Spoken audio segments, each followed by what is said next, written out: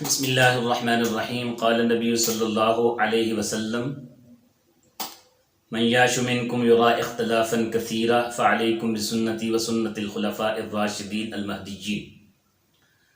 اللہ کے نبی صلی اللہ علیہ وسلم کا مبارک ارشاد ہے کہ میرے بعد جو لوگ زندہ رہیں گے وہ بہت زیادہ اختلاف دیکھیں گے۔ یعنی اللہ کے نبی صلی اللہ علیہ وسلم نے ایک بیماری کی طرف اشارہ فرما دیا کہ میرے بعد امت میں اختلاف پیدا ہوگا، اور یقیناً اللہ کے نبی صلی اللہ علیہ وسلم سب سے بڑے روحانی طبیب ہیں، سب سے بڑے روحانی حکیم ہیں۔ جہاں پر اللہ کے نبی صلی اللہ علیہ وسلم نے یہ بیماری بیان کی، یہ اختلاف بیان کیا، وہاں پر اللہ کے نبی نے اس بیماری کا علاج، اس اختلاف کا حل بھی بتا دیا۔ وہ حل کیا ہے؟ فعلیکم بسنتی وسنت الخلفاء الراشدین المہدیین۔ اللہ کے نبی فرماتے ہیں اس کا حل میری سنت اور میرے خلفاء کی سنت۔ اب ذرا سوال ذہن میں آئے گا، دیکھیں اللہ کے نبی نے سنتی کے ساتھ یعنی میری سنت کے ساتھ خلفاء راشدین کی سنت کو ضروری قرار کیوں دیا؟ دیکھیں اس کی وجہ یہ ہے کہ اللہ کے نبی صلی اللہ علیہ وسلم کی بہت سی ادائیں ہیں، بہت سے اعمال ہیں جن کو اللہ رب العزت نے صحابہ کرام رضی اللہ تعالیٰ اجمعین کی وساطت سے، فقہا اور محدثین کے ذریعے سے اللہ رب العزت نے قیامت تک کے لیے محفوظ فرما دیا، اور اللہ کے نبی کی ہر ادا اللہ رب العزت کو محبوب تھی۔ جب کئی طرح کے اعمال میرے اور آپ کے سامنے آ جائیں، جب کئی طرح کی حدیثیں میرے اور آپ کے سامنے آ جائیں، تو یقیناً ان میں سے کسی ایک پر ہی عمل کیا جا سکتا ہے۔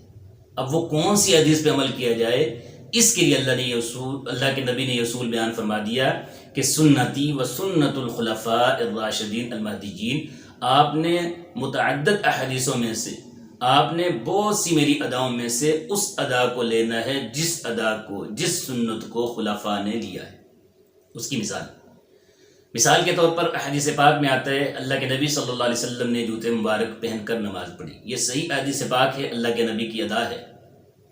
اور اسی طرح دوسری احادیث مبارکہ میں آتا ہے اللہ کے نبی نے جوتے مبارک اتار کے نماز پڑھی۔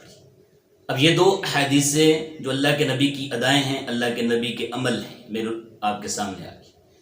اب ان دو میں سے میں اور آپ کس کا انتخاب کریں، کس پر چلیں، کس کو لیں؟ تو اللہ کے نبی نے فرما دیا سنتی و سنت الخلفاء الراشدین۔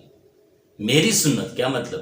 یہ دونوں اعمال میری سنت ہیں، ان میں سے آپ نے وہ لینا ہے جس پر خلفاء چلے، اور یقیناً خلفاء نے ہمیشہ جوتی اتار کے نماز پڑھی، میں اور آپ بھی اسی طریقے کو لیں گے۔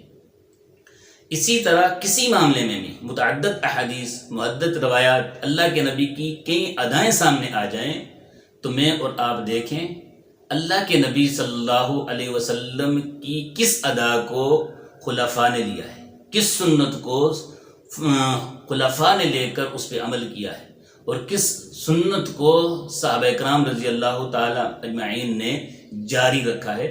تو یہ اللہ کے نبی نے ایک اصول بیان فرما دیا اس حدیث پاک میں۔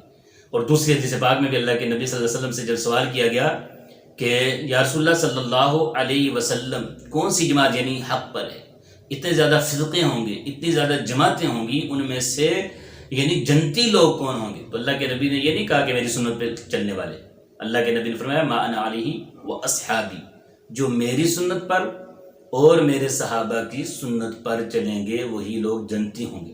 اللہ ہمیں نبی پاک صلی اللہ علیہ وسلم کی سنت پر چلنے کی اللہ توفیق عطا فرمائے، اور صحابہ کرام رضی اللہ تعالیٰ اجمعین کی وساطت سے اس سنت تک پہنچنے کی بھی اللہ توفیق عطا فرمائے۔ اللہ مجھے آپ کو دین کی سمجھ نصیب فرمائے۔